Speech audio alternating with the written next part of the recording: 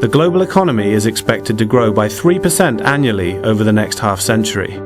But growth will be much stronger and much faster in emerging economies than in the developed countries of the OECD.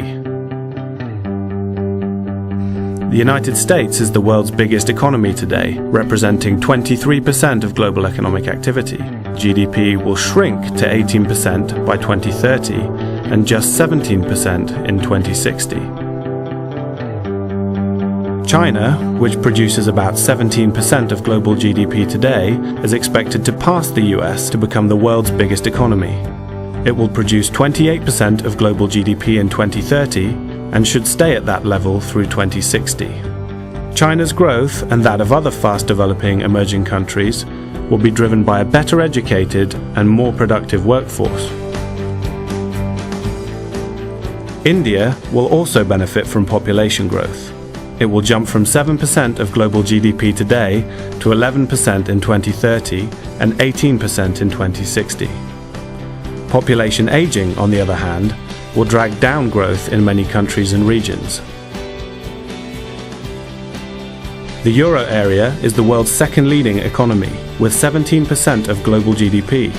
As the number of active Europeans declines, Europe's share of the world economy will drop to 12% by 2030 and just 9% by 2060.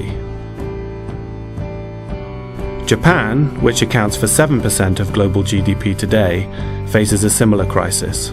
Its aging population will push its share of global GDP down to 4% by 2030 and just 3% by 2060.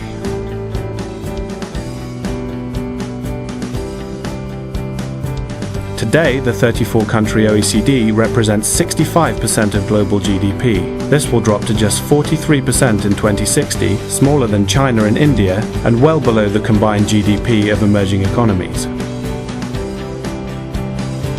Incomes and living standards in emerging economies will converge with those in the OECD. Today, per capita GDP in countries like China, India, Indonesia, South Africa, Brazil, Mexico, and Turkey is just a fraction of that in the United States.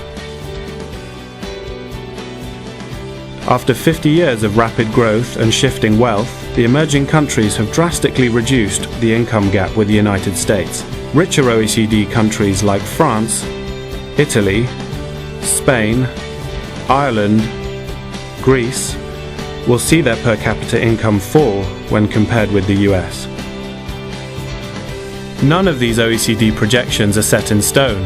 Improving public finances and implementing bold structural reforms can boost long-term growth and living standards in advanced and emerging economies alike.